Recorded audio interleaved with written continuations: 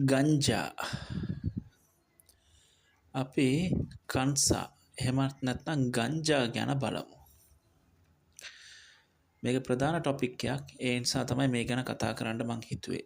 ශ්‍රී ලංකාවේ කන්සා භාවිතය සහ නීතිමය තත්ත්වය ගැන බලමු. වත්මන් නීති තත්ත්වය. ශ්‍රී ලංකාවේ විනෝදාස්වාදය සඳහා කන්සා භාවිතය සම්පූර්ණයෙන් තහනම් වන අතර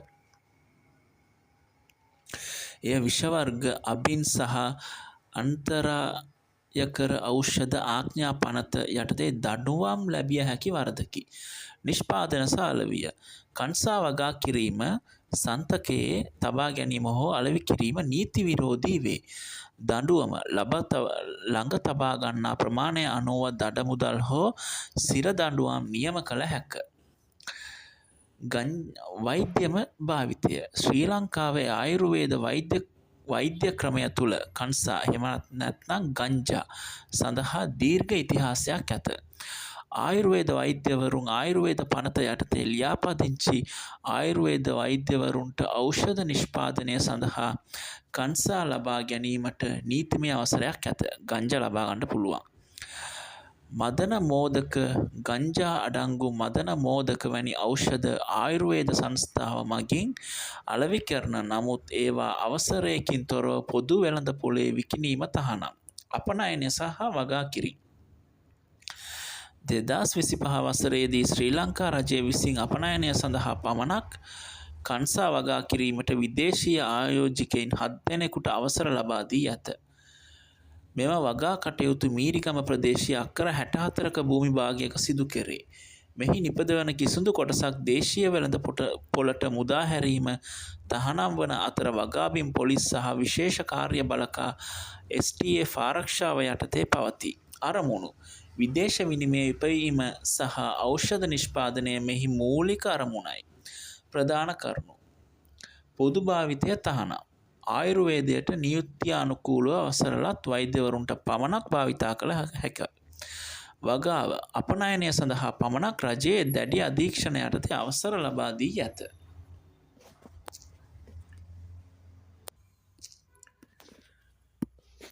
තරුණයන් අතර ගංජා පාවිච්චි කරන සහ ඒ සම්බන්ධව අපි දැන් බලමු.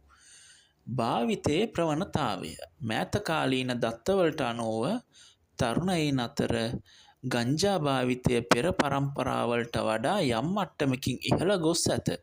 මෙයට හේතු කිහිපයකි. සමාජ මාධ්‍ය බලපෑම්. බටහිර සංස්කෘතිය සහ සමාජ මාධ්‍ය හරහා ගංජා භාවිතය ෆැෂන් එකක් ලෙස දැකීම.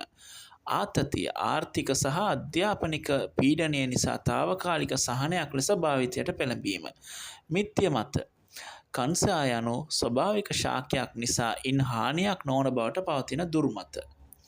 තාක්ෂණික මැදිහත්වීම. වර්තමාන තරුණයින් කන්සා ලබා ගැනීමට හෝ ඒ පිළිබඳ තොරතුරු සෙවීමට ටෙලිග්‍රෑම් WhatsApp වැනි රහසිගත පණිවිඩ හුවමාරු යෙදුම් සහ ඩාර්ක් වෙබ් තාක්ෂණයන් භාවිතා කිරීමේ ප්‍රවණතාවයක් දක්නට ලැබේ.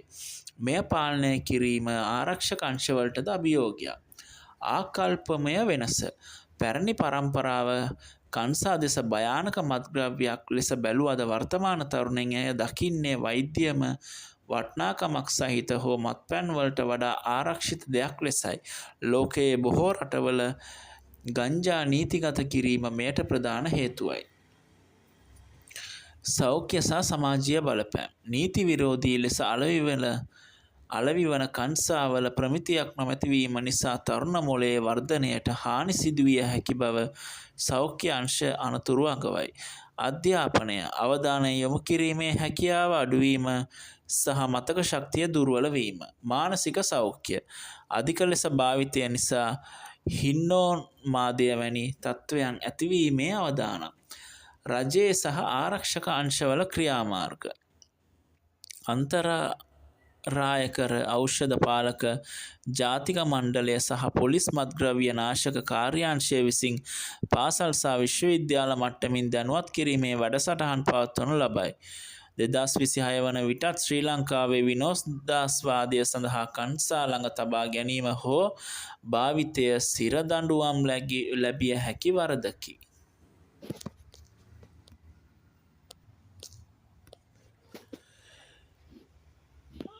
කංසා භාවිතය ශරීරයට බලපාන්නේ එහි අඩංගු THC සහ CBD යන රසායනික සංයෝග නිසයි. මෙහි බලපෑම කෙටිකාලීන සහ දිගුකාලීන වශයෙන් ආකාර දෙකකි. ඉස්සෙල්ලා අපි කෙටිකාලීන බලපෑම ගැන බලමු. භාවිතා කළ විගස ශරීරයේ ඇතිවෙන වෙනස්කම්.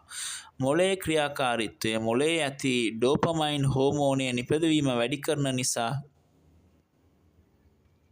අධික සතුටක් හෝ සැහැල්ලුවක් දැනේ. එහෙත් කාලය පිළිබඳ හැඟීම වෙනස් වීම සිදුවේ. හෘද ස්පන්දනය භාවිත කර විනාඩි කිහිපයකින් හෘද ස්පන්දනයේ වේගය 20ත් 100ක් දක්වා වැඩි විය හැකියි.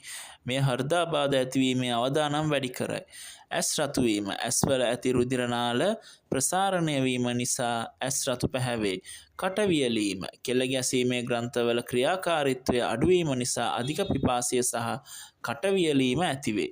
සම්බන්ධීකරණය ගිලිහීම් ශරීරයේ සමබරතාවය සහ ප්‍රතිචාර දක්වීමේ වේගය අඩුවේ. වාහන පැදවීමේදී අනතුරු සිදුවීමේ ඉහළ අවදානම්. දිගු කාලීන බලපෑම් ගැන බලමු. දිගු කාලයක් භාවිතා කිරීමෙන් ඇතිවන බරපතල හානි. මානසික සෞඛ්‍ය අධික ලෙස භාවිතය නිසා හින්නෝන්මාදය මානසික අවපීඩනය සහ දැඩි බිය වැනි රෝග තත්ත්වයන් ඇතිවිය හැක. පෙනහළු ආබාධ දුම් වශයෙන් භාවිතා කරන්නේ නම් පෙනහළු වලට තාර ඇතුළුවීම නිසා කැස්ස පපුවේ සෙම සහ පිළිකා ඇතිවීමේ අවදානම් ඇත.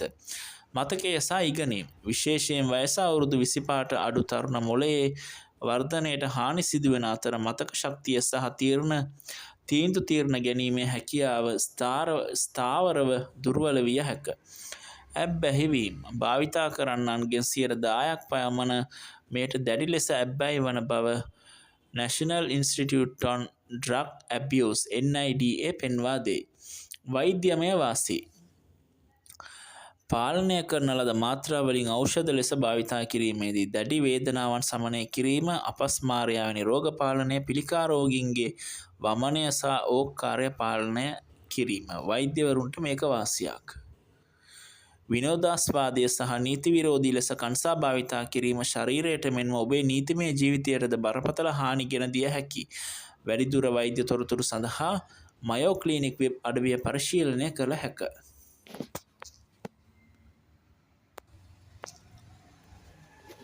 2026 වසරේදී ශ්‍රී ලංකා රජයේ තරුණ පරම්පරාව කංසා ඇතුළු මත්ද්‍රව්‍ය වලින් ආරක්ෂා කර ගැනීමට ක්‍රියාත්මක කරන උපාය මාර්ගික පියවරයන් කිහිපයක් අන්තරාය කර ඖෂධ පාලක ජාතික මණ්ඩලය NDDCB සහ ආරක්ෂක අංශ මේ සඳහා ප්‍රධානත්වයෙන් ක්‍රියා කරයි. එම ක්‍රියාමාර්ග සිංහලෙන් මං දැන් කියන්නම්. නීතියෙන් පාලනය සහ දැඩි නීති. විකිණීමේ තහනම් කිරීම. ලංකාවේ නීතියට අනුව විනෝදාස්වාදය සඳහා කංසා ළඟ තබා ගැනීම හෝ අලවිය තවදුරටත් සිරදඬුවම් ලැබිය හැකි වරදකි. විශේෂයෙන් පාසල් අවට මීටර් 100ක සීමාව තුළ මත්ද්‍රව්‍ය වැටලීම් සඳහා ශ්‍රී ලංකා පොලිසිය විශේෂ මෙහෙයුම් ක්‍රියාත්මක කරයි. අන්තර්ජාලය අධීක්ෂණය ටෙලිග්‍රෑම් සහ WhatsApp හරහා සිදුවන රහසිගත මත්ද්‍රව්‍ය ජාල මර්ධනය කිරීමට පොලිස් පරිගණක අපරාධ කොට්ටාශය තාක්ෂණික මෙවලම් භාවිතා කරයි. පාසල් මට්ටමේ දැනුවත් කිරීම. සූහුරු ස්මාර්ට් පාසල් ව්‍යාපෘතිය සිසුන් තුළ මත්ද්‍රව්‍ය විරෝධී ආකල්ප ඇති කිරීමට අධ්‍යාපන අමාත්‍යාංශය සමග එක්ව විශේෂ වැඩසටහන් පවත්වයි. උපදේශනය පාසල් තුළ සිටින උපදේශන ගුරුවරුන් හරහා පීඩනයට පත් සිසුන් හඳුනාගෙන ඔවුන්ට අවශ්‍ය මානසික සහාය ලබා දෙයි. පුනරුද්ධාපන සහ ප්‍රතිකාර සුවසෙත මධ්‍යස්ථාන මත්ද්‍රව්‍ය වලට අබ්බැහි වූ තරුණයින් සිරගත කරනවා වෙනුවට ඔවුන්ට NDDCB පුනරුද්ධාපන මධ්‍යස්ථාන වෙත යොමු කර විද්‍යාත්මක ප්‍රතිකාර ලබා දීම සිදු කරේ. 1927 ශනික ඇමතුම් අංකය මත්ද්‍රව්‍ය සම්බන්ධ ඕනෑම ගැටලුවකදී උපදෙස් ලබා ගැනීමට රජය හඳුන්වා දී ඇති නොමිලේ ඇමතුම් සේවාව හොට්ලයින් තවදුරටත් ශක්තිමත් කර ඇත. විකල්ප ක්‍රියාකාරකම් දිරිමත් කිරීම. තරුණ පිරිස් මත්ද්‍රව්‍ය වලින් ඈත් කර තැබීම සඳහා ක්‍රීඩා කලා කටයුතු සහ වෘත්තීය පුහුණු අවස්ථා වැඩි දියුණු කිරීමට රජය ආයෝජනය කරයි. සමාජික වගකීම්. රජය විසින් දෙමාපියන් දැනුවත් කිරීම වැඩසටහන් පවත්වනු ලබන්නේ තම දරුවන්ගේ හැසිරීම වල වෙනස්කම්, අධික නිදිමත, ඇස් රතු වීම, හුදකලා වීම ඉක්මනින් හඳුනා ගැනීමට ඔවුන්ට පුහුණු කිරීමටයි. එම නිසා මේ අපේ තරුණ පරම්පරාව මෙම මත්ද්‍රව්‍ය වන කංසා ගංජා යන මත්ද්‍රව්‍ය වලින් ඈත් කිරීමට තුරන් කිරීමට මම මේ වීඩියෝ එකෙන් ඔවුන්ගෙනුත් මේ හැමෝගෙනමුත් මං ඉල්ලා සිටිනවා මේ කංසා ගංජා වලින් අපේ තරුණ පරපුර හොඳටම මත් වෙලා ඉන්නේ. එයින් ඔවුන්ව පුළුවන් තරම් ගලව ගන්න බලමු. ස්තුතියි.